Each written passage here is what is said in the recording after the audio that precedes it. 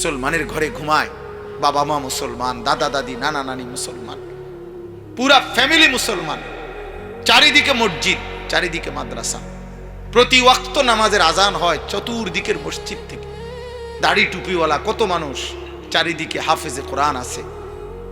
এত কিছুর ভিতরে থাইকা ইসলামের চিহ্ন স্বরূপ মসজিদ আছে, মাদ্রাসা আছে, দাদা আছে, নানা আছে, বাবা আছে, মা আছে, দাড়ি টুপিওয়ালা মানুষ আছে, হাফেজে কোরআন আছে, আল্লাহর কোরআন আছে, আজান আছে, এত কিছু থাকার পরেও ইসলামের চিহ্ন এর ভিতরে থাইকাই মানুষরূপী যেই জানোয়ার 24 ঘন্টায় একটা সেজদা দেয় না, তার চাইতে নিকৃষ্ট বেয়াদব আসমানের নিচে জমিনের উপরে কোনো কুত্তাও হয় না,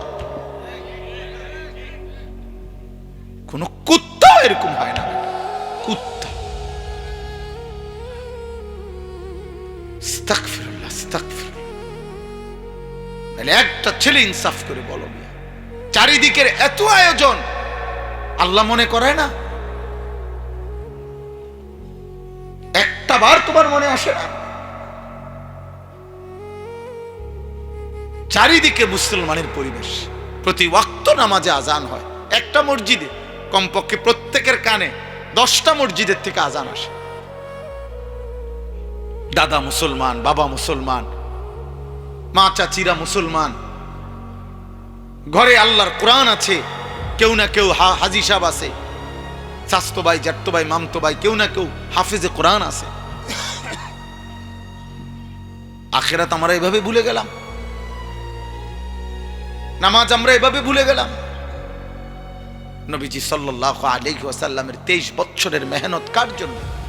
আল্লাহর কোরআন তাহলে কার জন্য? এই কোরআন তাহলে কার জন্য নাজিল হইল? বলো না ভাই, বলো না বাবা। আমরা যদি কেউ এটা দরকার না লাগে, তো এটা নাজিল হইল কার জন্য? এ কোরআন কাকে শিখাইতে চাইলো? তাই কার জন্য? আমরাই যদি পছন্দ না হয়, তোমরা যদি এই পরিমাণ ছেলে মুসলমানের সন্তান আব্বা, তোমাদের যদি এক ওয়াক্ত নামাজ পড়তে মন না চায়, তো নবী 23 বছর কার জন্য কাঁদলেন?